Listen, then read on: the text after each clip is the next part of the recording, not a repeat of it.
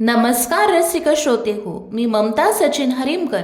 माझ्या साहित्य सारस्वत या यूट्यूब चॅनलमध्ये आपणा सर्वांचे स्वागत करते. देवा झिंजाळ यांच्या मेंदूची मशागत या पुस्तकाच्या वाचनानंतर नवीन सादरीकरण मी आपणासमोर घेऊन येत आहे. मेंदूची मशागतच्या वाचनाला आपण दिलेला भरभरून प्रतिसाद हेच नवीन सादरीकरणाचे यश आहे. यालाही आपला भरभरून प्रतिसाद मिळेल याची मला खात्री आहे. चला तर मग संक्षिप्त परिचय करून देते.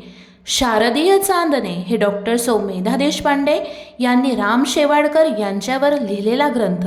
या ग्रंथाचे वाचन म्हणजे माझे भाग्यच, कारण देशपांडे मॅडम म्हणजे माझ्या गुरु. शालेय जीवनात त्यांनी माझ्यावर जे संस्कार केलेत, वक्तृत्वाचे बीज माझ्यात रोवले, निबंध स्पर्धा असो वा वाचनाची आवड मॅडममुळे जोपासल्या गेली. साधी राहणी, उच्च विचारसरणी असलेल्या मॅडमनी आईसारखे प्रेम देऊन आम्हाला जपलं, संस्कारित केलं. गरजवंताच्या हाकेस नेहमीच धावून जाणाऱ्या आणि खऱ्या अर्थाने विद्यार्थ्यांना घडवणाऱ्या मॅडम संस्थेचे अध्वर्यू कैलासवासी दादासाहेब तारे यांच्या ज्येष्ठ कन्या. शिक्षणाची आवड असणाऱ्या सर्वांच्या लाडक्या मेधाताई. लग्नानंतर संसार सांभाळून ज्ञानदानाचे कार्य करत असताना संशोधन करण्याचा निश्चय त्यांनी केला व राम शेवाळकर व्यक्ती आणि वाङ्मय हा प्रबंध लिहिला. हा प्रबंध प्रसिद्ध करावा असे अनेकांनी सुचविले, पण ते शक्य झाले नाही. म्हणून राम शेवाळकर शारदीय चांदणे या 150 पानी पुस्तकातून शेवाळकरांच्या व्यक्तित्वाचा, वक्तृत्वाचा आणि लेखनाचा वेध घेण्याचा प्रयत्न त्यांनी केला. तसे म्हटले तर हे एक साहसच ठरेल, कारण राम शेवाळकरांचे आयुष्य अतिशय कार्यमग्न आणि बहुआयामी होते. राम शेवाळकर शारदीय चांदणे हा लेखिकेचा एक चांगला प्रयत्न ठरतो, कारण तो शेवाळकरांच्या मूळ लेखनाविषयी व वक्तृत्वाविषयी वाचकांच्या मनात उत्सुकता निर्माण करतो. संपूर्ण महाराष्ट्र आणि महाराष्ट्राबाहेर जेथे जेथे मराठी समाज वसला आहे तेथे तेथे त्याला आपल्या अमोघ वाणीने मंत्रमुग्ध करून सोडणाऱ्या शेवाळकरांना महाराष्ट्र सर्वोत्कृष्ट वक्ता म्हणून आजही ओळखतो आणि विदर्भाने तर मोठ्या प्रेमादराने आपले सांस्कृतिक नेतृत्वच त्यांना बहाल केले आहे.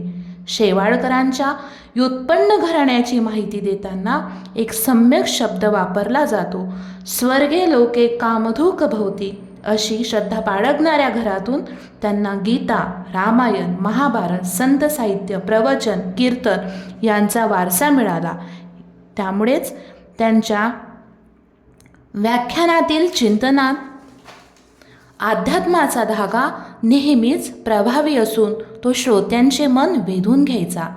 अलौकिक लोकाग्रणींच्या सहवासात राहून त्यांचे काम, त्यांचे दृष्टिकोनही ते अनुभवत होते. शेवाळकरांना समाजहिताचे वेगवेगळे दृष्टिकोन विरोधी आणि म्हणून त्रासदायक वाटले नाही. त्यामुळे त्यांना आपल्या पारंपरिक आध्यात्मिक संचिताला आधुनिक प्रणालीमधल्या मूल्यांची सहज जोड देता आली.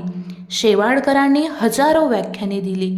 त्यांच्या व्याख्यानांच्या सीडी तडाखेबंद खपल्या. अमृताचा घनू हा ज्ञानेश्वरीवरचा श्रवणरमणीय कार्यक्रम अद्भुतच. ते फक्त वक्ता नव्हते तर विपुल लेखनही त्यांनी केले. रामायण, महाभारत, गीता यावरील भाष्य, भक्तिमार्ग, मधुरा भक्ती, विराण्या यांचे सौंदर्य उलगडून दाखवले. स्वतःच्या खास कविता, ललित गद्य त्यांनी लिहिले. या सर्वाचा साहित्याचा परिचय मॅडमनी परिश्रमपूर्वक करून दिला. एवढे उदंड लेखन करूनही सर्वसामान्य मराठी माणूस शेवाळकरांना एक वक्ता म्हणूनच ओळखतो.